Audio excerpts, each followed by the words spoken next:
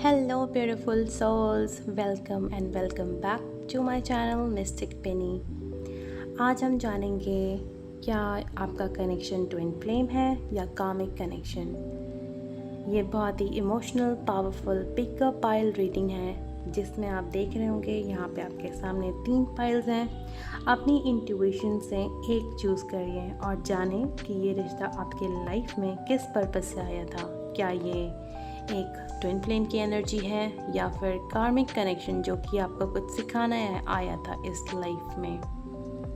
सो आप चाहें तो वीडियो पॉज भी कर सकते हैं और इन तीनों पाइल में से आपको जो भी अट्रैक्ट हो रहा है सबसे पहले आप उन्हें चूज़ कर सकते हैं।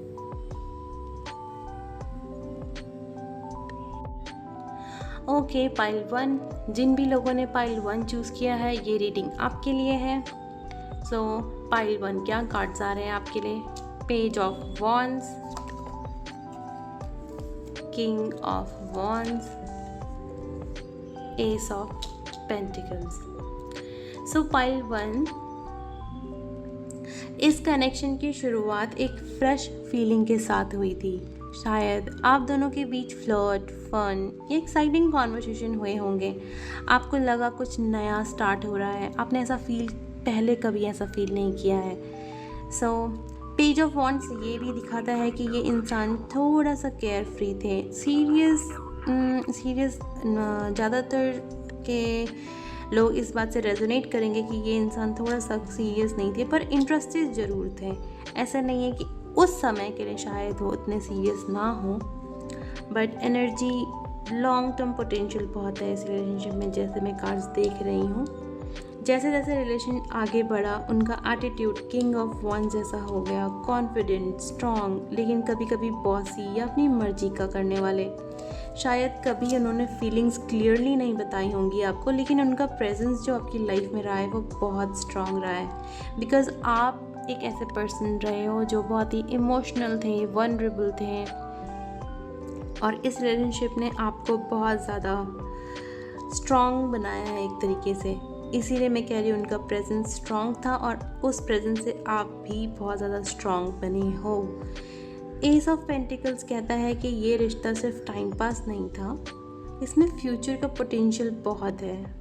शायद अभी भी क्लियर नहीं है कुछ भी, अभी भी शायद कुछ क्लियर नहीं है, लेकिन एक नया स्टार्ट हो सकता है अगर दोनों रेडी हों। अगर आप दोनों रेडी हो ना तो फिर शायद इसमें लॉन्ग टर्म पोटेंशियल का पूरा स्कोप है। ये कनेक्शन डेफिनेटली ट्विन फ्लेम लगता है।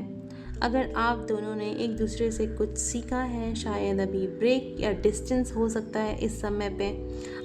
एक तरीके से आप दोनों एक दूसरे से इस टाइम पे ब्रेक ले रखा है या डिस्टेंस में आप हो इस टाइम पे, लेकिन पॉसिबिलिटी है कि फ्यूचर में वापस कांटेक्ट हो और बेटर अंडरस्टैंडिंग के साथ हो। सो पाइल 1 ये थी आपकी रीडिंग। आई होप आपको रीडिंग पसंद आई हो। अगर आपको रीडिंग पसंद आई है तो कमेंट में ज़रूर अपना पाइल मेंशन करें and like, share and subscribe for more love guidance. Thank you. Okay, pile 2। जिन भी लोगों ने पाइल 2 चूज़ किया है ये रीडिंग आपके लिए है। देख लेते हैं आपके लिए क्या कार्ड्स आ रहे हैं। 3 of swords, the emperor, the hierophant. Okay, pile 2 थोड़ा सा ये कनेक्शन आपके लिए दर्द भरा रहा है, ऐसा कार्ड्स बता रहे हैं, ऐसी एनर्जी कार्ड से आ रही है। 3 ऑफ सॉर्ड्स क्लियरली दिखाता है कि आपका दिल टूटा है। हो सकता है किसी ने चीट किया हो या आपने उनसे बहुत उम्मीदें लगाई थी जो पूरी नहीं हुई।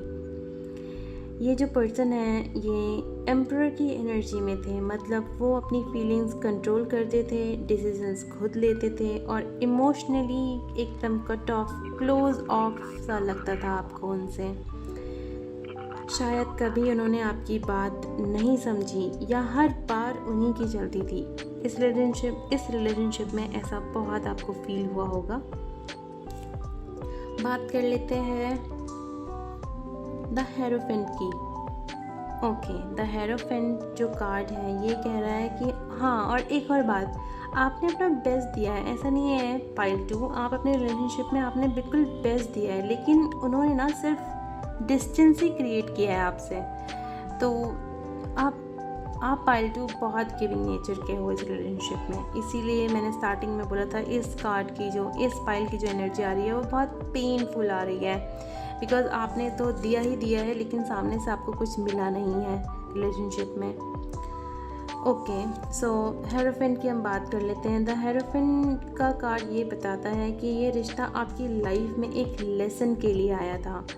आपने इस कनेक्शन से पेशेंस, सेल्फ रिस्पेक्ट या फिर बाउंड्रीज़ बनाना सीखा होगा, जो कि बहुत ही अच्छी बात है। हर समय रिलेशनशिप आने और छोड़ने तक ही नहीं रहते, कभी कभी कोई रिलेशनशिप हमारे लिए आते ही इसलिए हैं कि हम उनसे कुछ सीख सकें। सो ये कनेक्शन डेफिनेटली कार्मिक था, आया था आपको कुछ सिखाने। अब चाहे वो इंसान वापस आए या ना आए, अब आप स्ट्रांग हो गए हो, आपने उनसे प्यार किया, लेकिन अब वक्त है आगे बढ़ने का, खुद के लिए आगे बढ़ने का। पाइल 2, सो